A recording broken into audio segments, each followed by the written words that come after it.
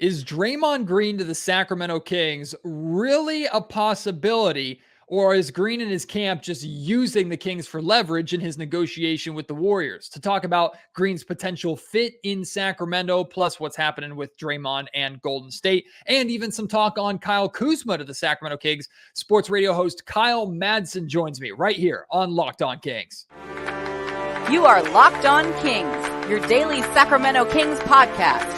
Part of the Locked On Podcast Network, your team every day.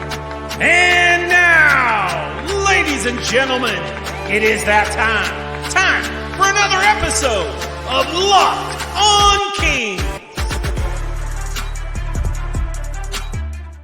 Hello and welcome into Locked On Kings, your podcast hub for Sacramento Kings coverage all off-season long. My name is Matt George. I have the privilege of being your host here. I'm a Sacramento sports reporter and producer for ABC 10 News. And thank you for clicking on the video. I know many of you are not fans of Draymond Green, and maybe you're just clicking on this video or listening to this podcast so that you can comment and say, Matt, what the hell are you doing? You already talked about Draymond Green to the Kings. Stop this nonsense. It's crap. We don't want Draymond here in Sacramento. He stomped out Domantas Sabonis. He yelled at the Kings crowd, no, and click off video or end podcast. Like, if that's you, stick around, please. Please stick around, because Kyle Madson, who is, maybe this isn't helping sell it, but Kyle Madson grew up a diehard fan of the Golden State Warriors. He's worked in Bay Area sports radio. He's worked in Sacramento sports radio. He very much understands both the Kings and Warriors positions, which is why he's the perfect guy to have here on the podcast to talk about this. Because whether we like it or not, Draymond Green is well connected to the Sacramento Kings in multiple facets. And on top of that, Draymond Green makes sense as a Kings target. Doesn't necessarily mean he's the right target to get or that the Kings are going to go out and pay $30 million for him. But it makes sense that there are connections between Draymond and the Sacramento Kings, regardless of what happened in the playoffs. So Kyle and I are going to discuss his potential fit. Kyle and I are going to discuss whether or not Kyle Kuzma would be a better option than Draymond, or Harrison Barnes would be a better option than Draymond. This conversation is really fun. I think you're really going to enjoy it, even if you don't like the idea of Draymond Green to Sacramento. And of course, feel free, as always, to share your opinions, your thoughts on the situation. You can reach me on Twitter at MattGeorgeSac. You can email me, mattgeorgesports@gmail.com, or leave your thoughts in the YouTube comment section down below. But for now, here is my conversation with Kyle Madson. Thanks to some savvy draft night moves, the Sacramento Kings have money. How are they going to spend that money? Or really, should I say cap space? We know they have money. Now they have the space to go out and make some moves in free agency. And of course, one of the names connected to the Sacramento Kings, whether you like it or not, Draymond Green is there. He's going to be connected to the Sacramento Kings for multiple reasons, just based off of who's the head coach of the team, the proximity of the team, what happened in the playoffs between these two teams. And here to talk a little bit more about potentially Draymond to Sacramento, if the Kings should even try, and other targets out there. Kyle Madson, who has a history in Sacramento and Bay Area sports talk radio, as well as a big follow for 49ers coverage with the Candlestick Chronicles podcast and Niners Wire. Kyle, welcome into Locked On Kings, man. Or should I say welcome back to Locked On Kings. Draymond Green in a Kings uniform. Can you stomach that more than you can stomach Chris Paul in a Warriors uniform? Yeah, 100%. I'm still not wrapping my head around the Chris Paul in a Warriors uniform thing. I don't even know how. I don't know. I'll figure it out when I get there. I'll cross that bridge when I get to it. But I love the chaos. Yeah, of course. When that idea first got floated, it was like, that's so dumb. They would never do that. And then, sure enough, like, why not? So, not a Warriors pod though. We'll stick on the Draymond Kings thing, so I don't whine about Chris Paul for 40 minutes. Oh, I'm here for it. No. So I originally tossed out the Draymond to Sacramento idea and I was not the originator of it. Like, I'm not saying I had an original thought here, but I kind of threw it out as like a troll job. Just kind of like, yeah, hey, what about this? But then the more I kind of started thinking about it and fake defending this fake position I had, it started to make more sense. And the thing I come back to is I don't think it works in a scenario where you're starting Draymond and Sabonis. I don't think those two can share the court together effectively unless you have Steph Curry and Klay Thompson on the wings. And that's how Draymond and Kevon Looney can share the floor, because the Warriors can still space it enough. I I don't love the fit with them together, but Draymond is like the backup 5 where they play maybe in spurts together, but then Sabonis is leaving the floor and Draymond's coming on, and adding a layer of defense and leadership from a championship team. And then also being able to do a lot of the stuff that Sabonis does offensively. And then also, one of the main issues Sabonis had in that Warriors series was when he was given space, he didn't know what to do with it. He would catch at the elbow, the dribble handoff wouldn't be there, and then he would turn around and it was like, now what? Draymond has spent his entire career figuring out how to attack that space and eat that space and force defenders to make decisions and then making passes to players on the wings who defenders have now left because Draymond's driving. So that, if he can also help Sabonis in that area, like, hey man, when you're open, just drive and then keep your head up and figure out where the ball goes, I think that would help a lot. The problem is Draymond is probably not taking that role. At least not on the Kings. He might take that role with Golden State, but I don't think he's taking that role with the Kings necessarily for a whole season. And is he worth $30+ million, which is probably what you're going to have to pay him to get him in a backup role? Okay, so now we're living in reality. I don't think it fits. There's so much to unpack with what you just said, because I agree with you. Like, if Sorry, the Kings I rambled. No, it's great. if the Kings are bringing in Draymond Green, it's because they view him as that starting 4. And I guess I'll start here, because I've had multiple people around the Warriors, around the NBA, even some in Sacramento say, like, Draymond Green is kind of exactly what the Sacramento Kings need or are missing. Do you agree with that? Yes. Okay. Yes. So Yes. how do you get exactly what you need, but it doesn't fit with what you do? Like that's what I'm trying to figure out. Because the defense makes sense, and the enforcer and that kind of personality, Yes. I think makes a ton of sense. But if the Kings are gonna totally handicap their offense by doing it, to me, it's an instant no. Right. So it's exactly what they need from all those standpoints that you just laid out. But then you have to figure out what to do with the fact that if Draymond gets more than 15 feet from the basket, nobody's guarding him. So how do you do that? And teams, I promise, are going to watch what the Warriors did in the playoffs, and they're going to guard Sabonis the same way. And so how does Sabonis figure that out? And how do you also then work Draymond into that equation? And then there's just there's the off-court stuff, where it's, okay, they're talking Sabonis is a core piece of this team. He's going to be a guy, they're going to extend him and they're going to build around him. Draymond stomped on this dude's chest like a couple months ago, like not that long ago. Kings crowd after it, stood on the bench and riled up the Kings crowd right after it. Hey, welcome to Sacramento.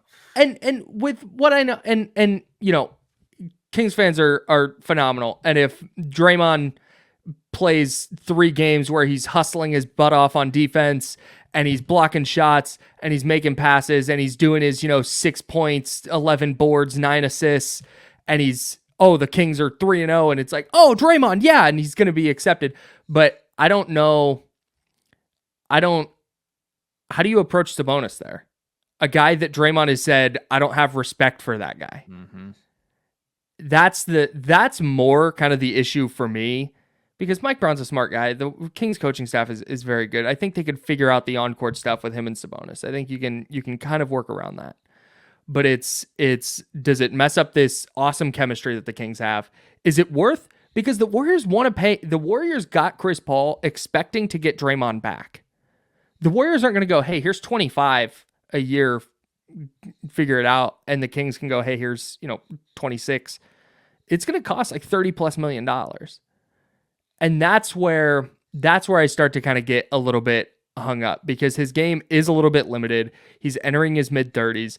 I don't know that his game and his playing style are going to age great.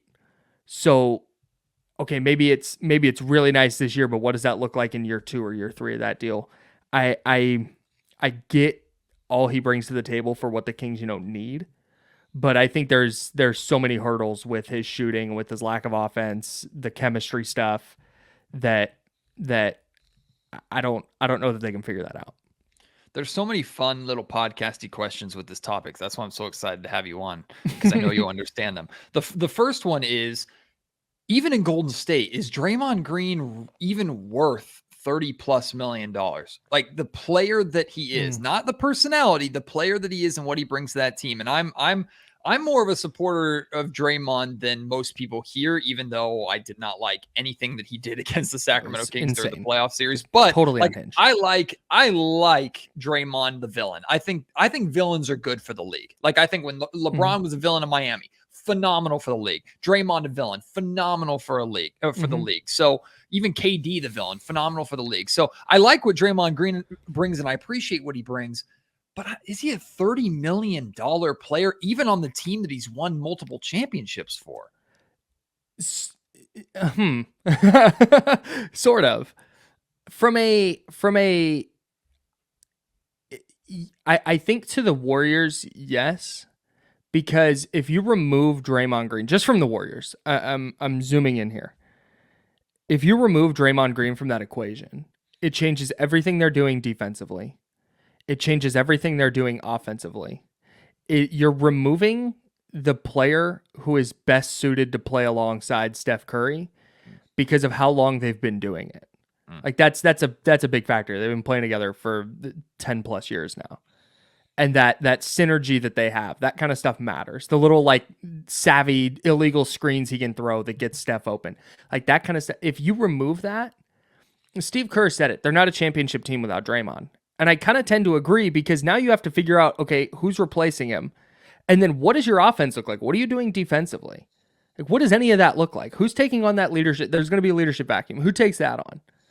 So I think to the Warriors, yes. And I think there's a financial aspect of it too, where Joe Lacob, the Warriors owner, is looking at this financially and going, hey, if Draymond walks and then Clay walks next summer and it's Steph and now you're going to have a hard time getting people into your brand new building. And I think the longer you can keep that trio together and the longer that you can continue to push this, they've won 4 titles together. Oh, they've never lost a finals, or they've all been together. Like that kind of thing is, I think, valuable for the Warriors from a marketing standpoint and getting people in that building and paying for things. And so that's why I think there's a level of desire to bring him back, even if on the court he's not that caliber of player anymore.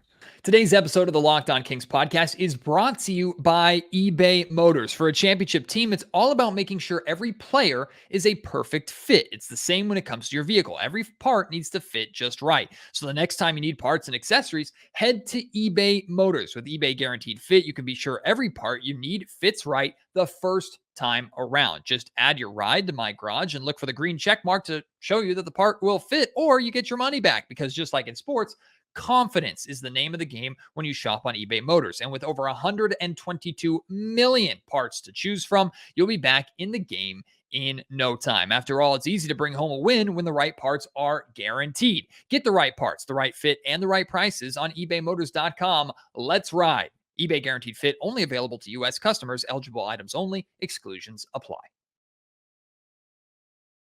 Yeah, I have this image in my head of Draymond Green and his camp just grinning from ear to ear and licking their chops, almost looking at Mike Dunleavy Jr. and inheriting this position. And I think Draymond has a ton of leverage in this position that he's in for all the reasons you just stated. And if he's using the Sacramento Kings for even more leverage, I'm fine with that. You're in? Like, I'm okay. Like, if you use the Sacramento Kings for even more leverage to get more money and more cap space taken up from the Golden State Warriors, and he doesn't end up a King, I think I'm okay with that. I've been wrestling back and forth with, like, part of me would love the idea of Draymond Green in Sacramento because of what it would do for the show, because of what it would do for the Kings' exposure. And I think Draymond Green would actually help the Sacramento Kings win basketball games. But I decided I don't want to deal with it. And you brought up like you brought up like the Sabonis Draymond Green relationship. I think initially they would try and do everything in their power to make that look like it was in the past. Like Sabonis, oh no, it's great to have him here. Draymond, oh great to be here. Draymond and Fox are really, really close. It's what happens when the Kings blow a defensive assignment. Even if Draymond Green is just echoing the message of Mike Brown, Draymond yells in the face of Sabonis or yells in the face of Fox or whoever that player is. What happens then? Like that's where the reaction that I'm not entirely sure about, and I'm not sure that he will be able to bring and establish as a leader in Sacramento what he's been able to do in Golden State. Even if he has all these rings and this respect, I don't think he can just come into Sacramento, kick the door down and say, all right, listen to me, you mother effers, like he's a drill sergeant. Right. That respect is earned. And that was the whole thing with him and Jordan Poole this year. As he punches Jordan Poole in the face and, that they lost that trust, and now it's about building that trust back. And you could tell, like, it affected Golden State this season. You could watch and you could see it, or you could listen to Draymond and Steve Kerr and everybody talk about it. And so Draymond would be now stepping into a situation where he has to build up that level of trust. And I'm totally with you with the camaraderie that this Kings team has. The first time that Draymond tries to lay into somebody, how does that go? Like, if he tries to, is he going to light up De'Aaron Fox or Malik Monk or Sabonis? I just don't necessarily see it. And if you're missing that part of Draymond's game, I think that's a significant reason he's valuable. And if he doesn't have that, then he's just kind of he's just a good, fine player. There's one reason in particular I haven't been able to dismiss Draymond to Sacramento altogether, even if there's rumors and reports about it, and it's Mike Brown. The connection between Mike Brown and Draymond, we know they had a really, really solid relationship, and I see those reports and see those conversations. Don't think it's a coincidence that this incident happens after Mike Brown leaves, and how much did Mike Brown actually keep Draymond and that team in check versus the struggles that Steve Kerr had this year. I don't think that's 100% fair, but I think there's something to that.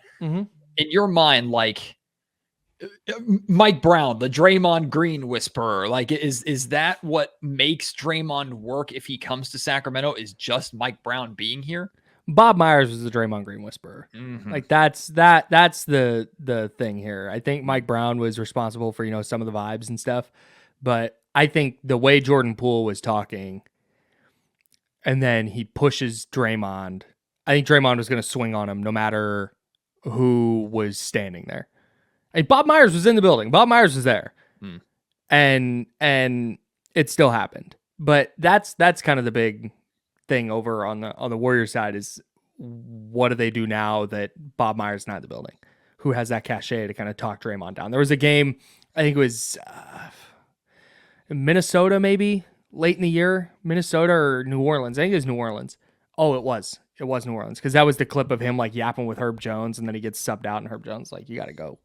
And Draymond's on the bench freaking out, and Bob Myers literally walks over and is like, dude, these guys need you. Like, you can either walk away or get back in the huddle and figure it out. They're going to follow you. And I don't know who does that now. And I don't know if Mike Brown does that in Sacramento, or if Draymond just, like I said, kind of takes more of a back seat. I'm not totally sure how that would work, but I do think the Mike Brown factor matters in terms of if you're talking about reining Draymond in or his antics or whatever. The thing is on a game-to-game basis, it's not as bad as you'd like expect. It's not an every game thing. It only gets blown up because chances are you're only seeing the bad stuff that happens. So I don't think it would be as big of a deal from a like behavioral standpoint as it comes across. Last thing about Draymond that I'll ask, and I've thought about this a lot, and I have this is my anti-Warriors fan coming out, my wanting to, I told you so Warriors fans on Twitter, and I openly admit that. Like, what happens first?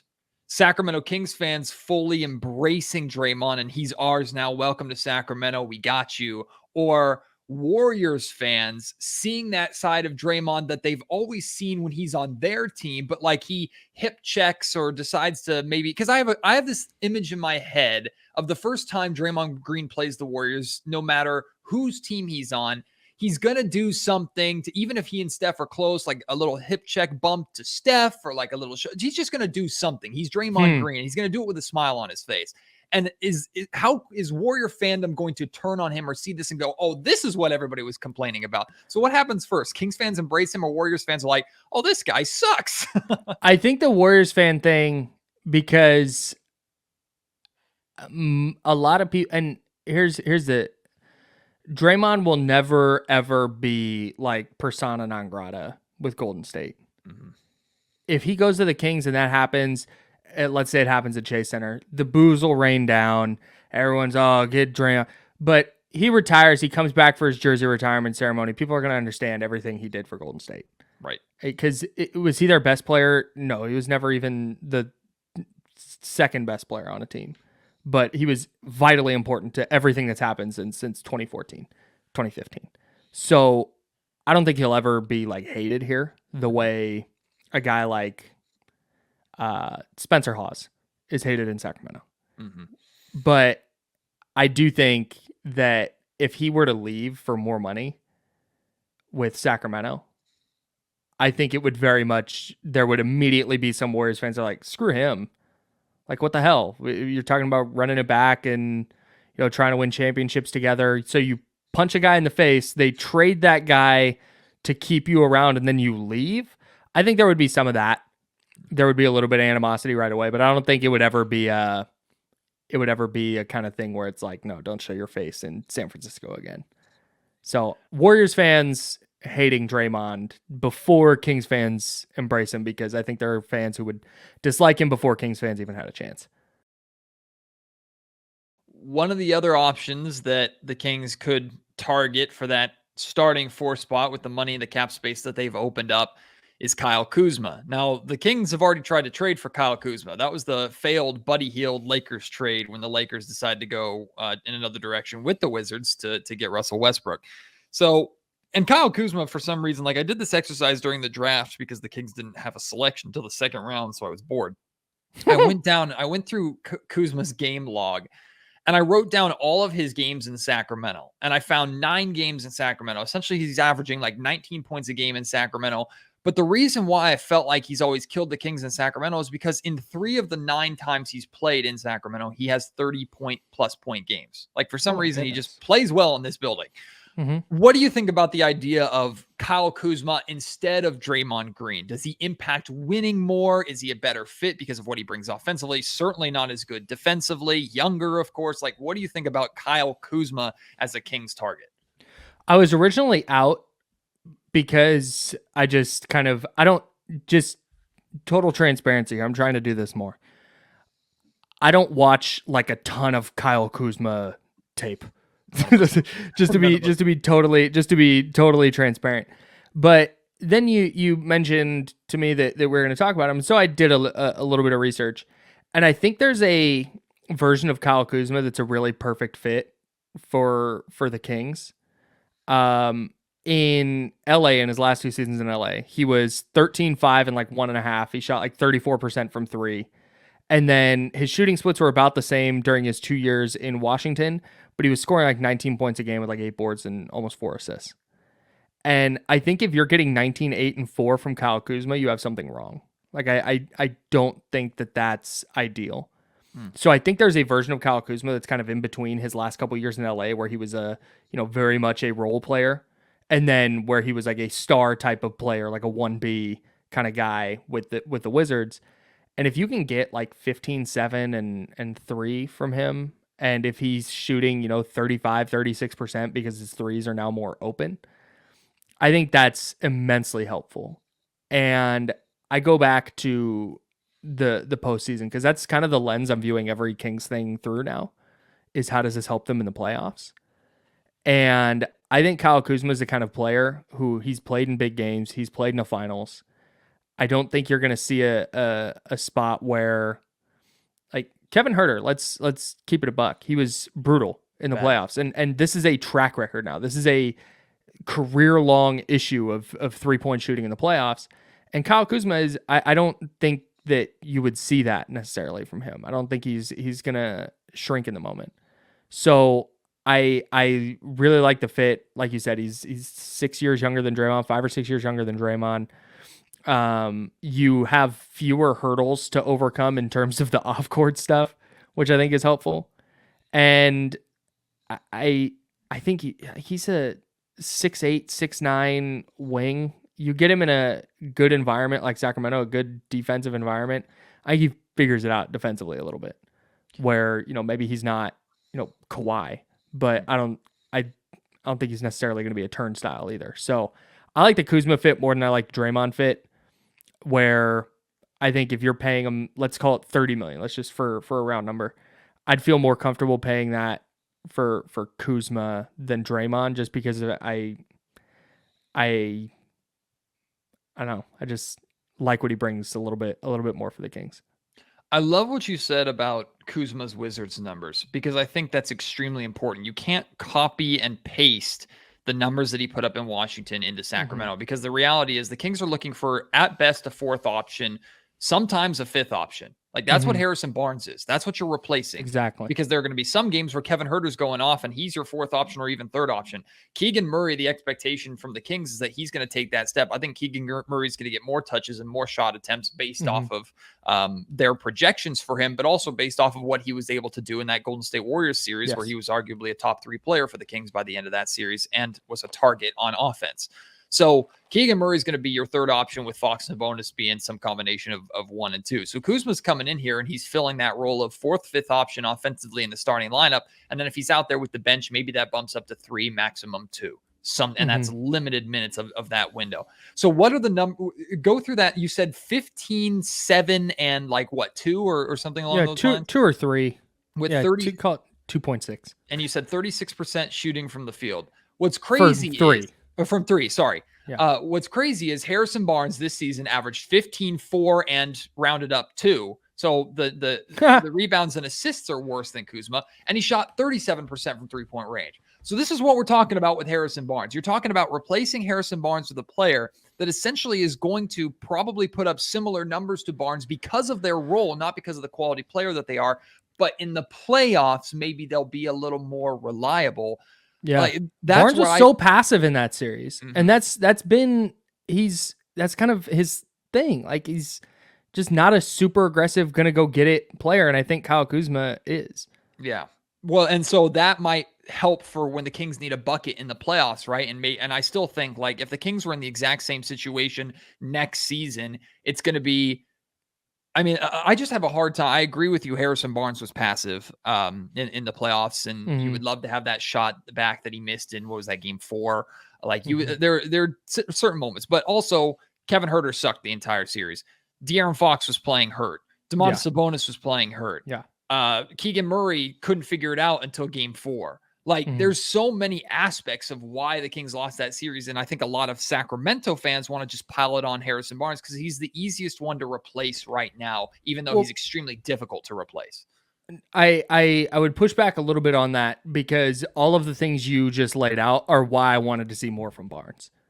I felt like every game I went in going, man, if Harrison Barnes, they need a big game from Harrison Barnes today. And they just never got it. He would have stretches in games where I wish this happened a couple of times. I can't remember exactly what game it was, but it's like 3-4 possessions in a row. He's getting to the rim, he's getting to the foul line. And it's like, man, this is what they need from him.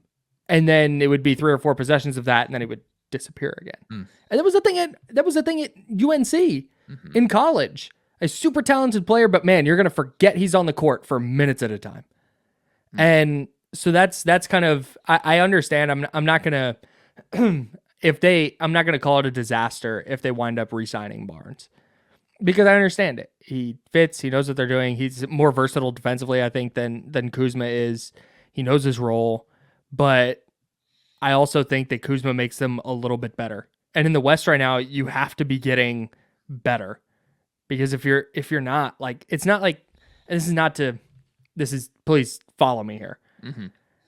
It's not like the Kings won 55 games. There's a lot of years where, what'd they win last year? 46? 48.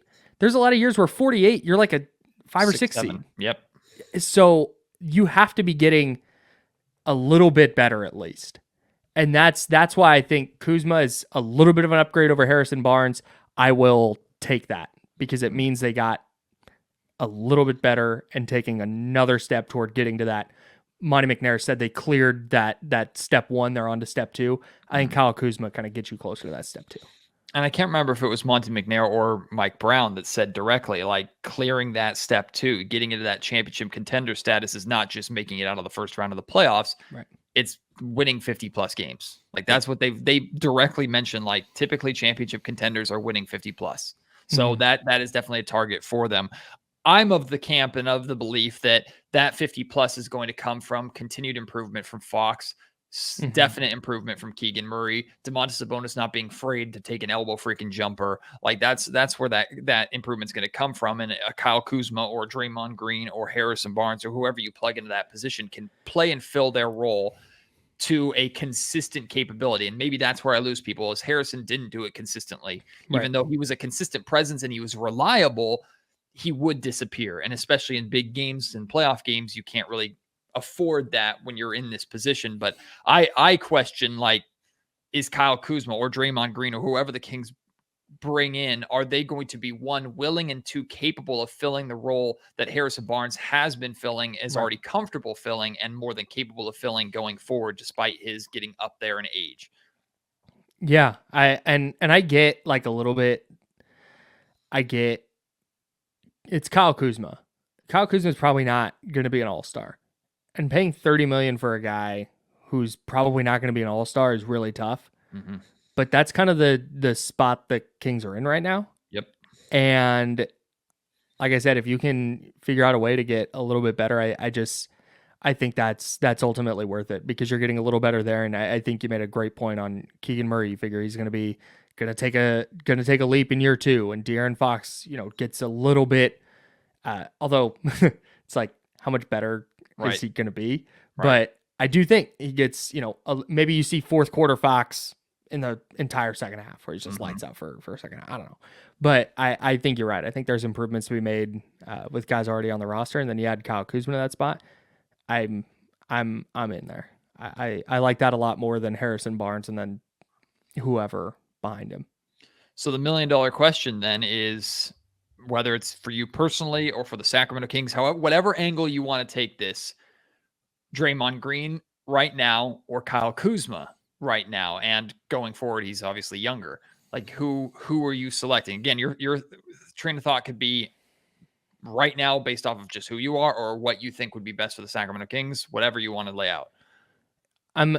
When I do this, I imagine, like, Monty McNair calls me and he's like, "Kyle, help me out." I'm like, "I got you, Monty. I got you. No, I got you, $10,000. No, I'm taking Kuzma, because I think in a vacuum, Draymond is probably better for them, but I would love Draymond for the Kings, where he goes, I'm taking a backup role and I'm taking $23 million a year to do it. But that's not going to happen. So let's go to reality. And that's why I think that I'm taking Kyle Kuzma over Draymond, just if for no other reason. We spent so much time with Draymond talking about non-basketball stuff. How do the fans embrace him? How does Domantas Sabonis view that signing? How does his leadership take? I don't need any of that. Kyle Kuzma can help them, and I'll land there on him. All right, before I let you go, I have to poke the bear. Even if it has nothing to do with the Kings, give us a little bit on CP3 to the Warriors. Come on. Dude, I just, like... Here it comes. No, I hate Chris Paul. I can't stand him. But I used to be, according to my tweets, here's the thing. I respect Chris Paul. I understand he is a Hall of Famer, no doubt, stamped top, whatever 5 point guard you want to say all time. Like, I'm there. But he's 38. And I'm just out on the whole, just, that picture of him and Boogie where DeMarcus is just walking and Chris Paul's flailing. Like, that is the image that I have of Chris Paul. And it's just, he was just a thorn in the Warriors' side for a long time with the Clippers and then the Rockets. And even though, they eventually got over the hump against the Rockets,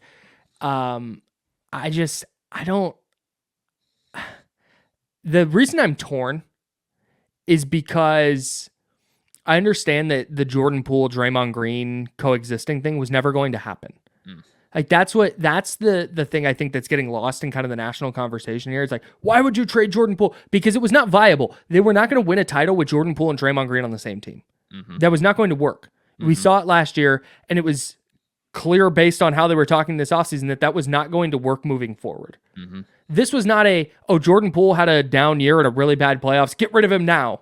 That's not what this was. This was Steph Curry is the player that they are going to ride and die with, no matter what. And Steph Curry wants Clay and Draymond there. He does not want to roll with Jordan Poole. So the Warriors did not make this decision to punt Jordan Poole and keep Draymond Green. If Steph had been like, I need Jordan Poole, guess what? Draymond's out of here. Like that's just that. So that's where this came down. And when you're looking at Jordan Poole's value on the trade market, his contract didn't even kicked in yet. Just now kicking in on a 4-year, $128 million deal, coming off of playoffs where he looked unplayable on both ends of the floor. I saw this stat on Reddit. He had 89 turnovers just in the second quarter this year. Just in the second quarter, he had 89 turnovers. That's insane. But anyways, it's his value, I don't think was so much that the Warriors were ever going to get back like what they could So, okay, the Wizards are a young rebuilding team. They can take a 23, 24-year-old and let him shoot it 25 times a night and see what he develops into. Oh, they have this albatross of a contract with Chris Paul. Okay, we'll take that. And the Warriors will figure out how to take a high IQ point guard who can run their second unit, and then we'll integrate him in and hopefully figure that out, because turnovers and basketball IQ were two of their biggest problems last year, and getting rid of Jordan Poole and inserting Chris Paul helps those two areas no matter what. So, like I said, I don't think I'll ever be in a spot where I'm like, hell yeah, Chris Paul. But I think I get what the Warriors are trying to do. So I'm going to just, I guess, have to deal with it. I don't think the NBA is going to do it, but I would love a Kings-Warriors Christmas Day game, not just because of the playoff series and that built animosity, but just to see Chris Paul on the Warriors on Christmas and just see that for myself. And Here's what that looked like. Here's the thing, though. I don't know why they wouldn't do Kings-Warriors on Christmas. Like, why would you not? It was it was the best playoff series by like a lot. By a lot, I think. And don't give me anything the Miami Heat did. I'm sorry. Like the Heat were super fun, but they're not aesthetically. Warriors Kings was so much better. It allows the families to be around on Christmas, like near their homes. Just let them put these two teams in. You're gonna get a ton of viewership on it. It seems dumb.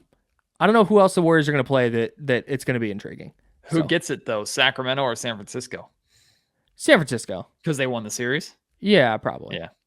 Yeah. Although the Golden One is a better building. He said it. He said it, not me. Warriors fans that still listen because you want to hate on me. He said it. No, it's not like, that's not to disparage Warriors fans. It's just like the Warriors have been doing this and making playoff runs since 2013. Like there's a level of to the regular season that you give Kings fans a Christmas Day game and be like, hey, here, you're on national TV. We're going nuts. Yeah. Like I'm taking every time.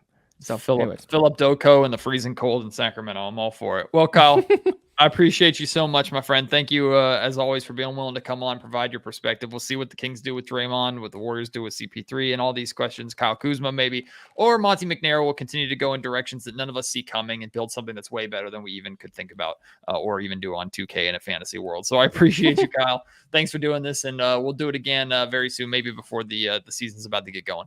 Yeah, anytime. Let me know.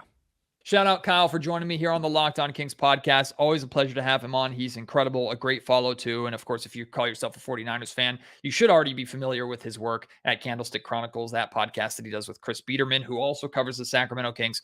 And then of course, Niners Wire, where he writes a ton of just amazing articles about the 49ers too. So go and check that out. But I appreciate Kyle a lot. Can't wait to have him back on the Locked On Kings podcast in the near future. Can't wait to have you join me on the Locked On Kings podcast tomorrow. We're going to have the introductory press conference conferences with the new Kings rookies, Colby Jones and Jalen Slauson. So we'll meet them for the first time. I'll have some sound from that, sights and sound from that. And I'm speaking with a media member who covered Xavier Hoops and covered Colby Jones. So I'll have that conversation on Locked On Kings as well tomorrow. So I hope you will join me for that. Until then, my name is Matt George. You have been listening to the Locked On Kings podcast, part of the Locked On Podcast Network.